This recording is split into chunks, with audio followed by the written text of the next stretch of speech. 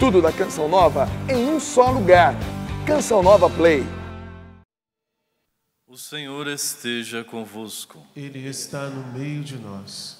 Proclamação do Evangelho de Jesus Cristo segundo Lucas. Glória a vós, Senhor. Naquele tempo, Jesus dirigiu-se a uma cidade chamada Naim. Com ele iam seus discípulos e uma grande multidão. Quando chegou à porta da cidade, eis que levavam um defunto, filho único, e sua mãe era viúva. Grande multidão da cidade a acompanhava. Ao vê-la, o Senhor sentiu compaixão para com ela e lhe disse: não chores. Aproximou-se, tocou o caixão e os que o carregavam pararam. Então Jesus disse: jovem, eu te ordeno, levanta-te. O que estava morto sentou-se e começou a falar. E Jesus o entregou à sua mãe. Todos ficaram com muito medo e glorificavam a Deus, dizendo: um grande profeta apareceu entre nós e Deus veio visitar o seu povo. E a notícia do fato espalhou-se pela Judéia inteira e por toda a redondeza. Palavra da salvação. Glória a vós, Senhor.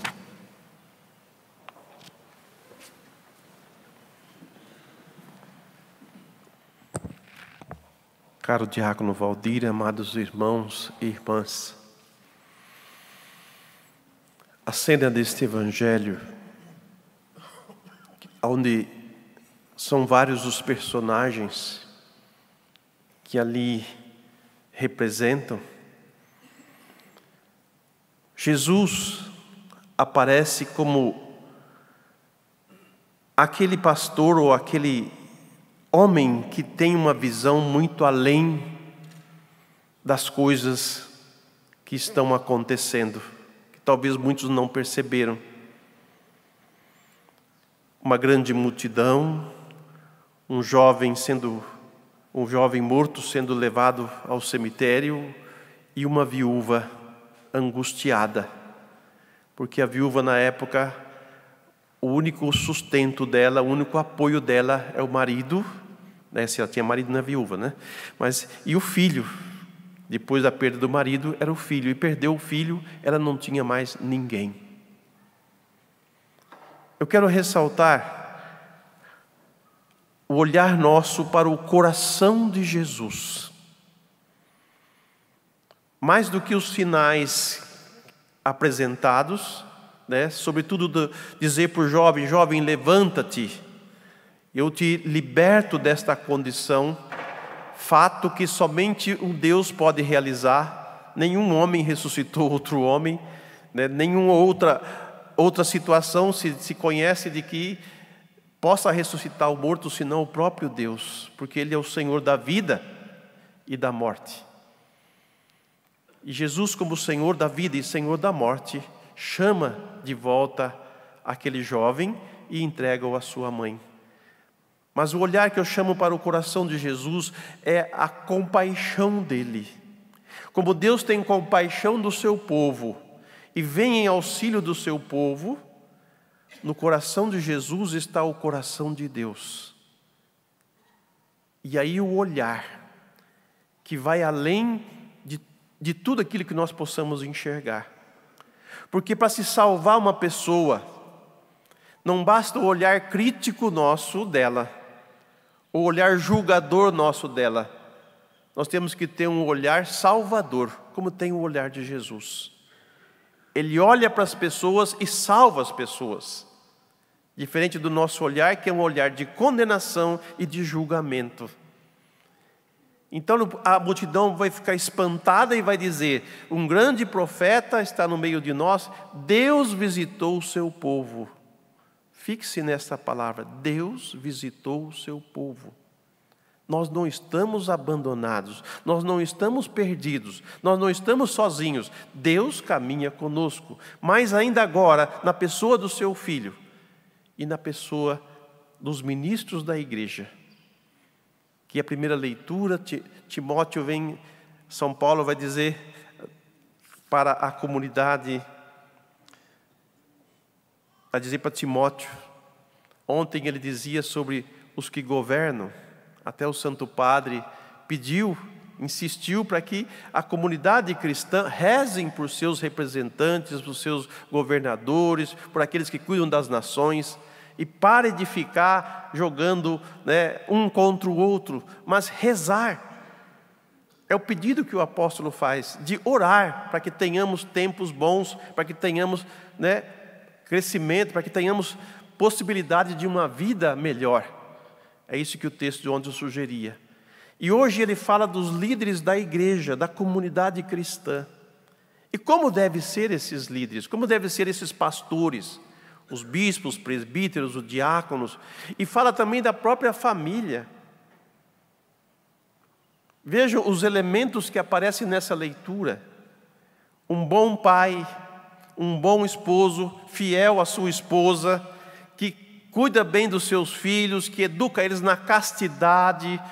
Quantas expressões bonitas que são maravilhosas. Uma boa família é aquela onde há um bom pai, uma boa mãe e bons filhos, que foram formados, educados para a vida. Assim deve ser o bispo, o que cuida da comunidade cristã. Pós-Jesus, isso tudo, a comunidade que estava se formando, estava se organizando, surgiu os bispos, os presbíteros e os diáconos, foram surgindo. O Espírito Santo ele vai dando condições para que a comunidade cresça. E nisso começam a aparecer essas figuras. Nós temos um bispo, nós temos o padre, nós temos o diácono. E o que se diz dessas pessoas? Que elas tenham que ser pessoas que têm um coração como o coração de Jesus, que nós chamamos de configuração, quer dizer, tomar a mesma figura de Jesus. E sobre esta figura de Jesus, na liturgia dos dias passados, nós ouvimos dizer sobre a pessoa de Jesus e a pessoa de Paulo, Porque Jesus para nós é o nosso guia. É Ele quem nos conduz, é Ele quem nos ilumina. Jesus para nós, Ele é mestre, porque Ele nos dá a conhecer a vontade do Pai, revela a vontade do Pai para nós, e nos forma na identidade de Filho de Deus. Ele é mestre.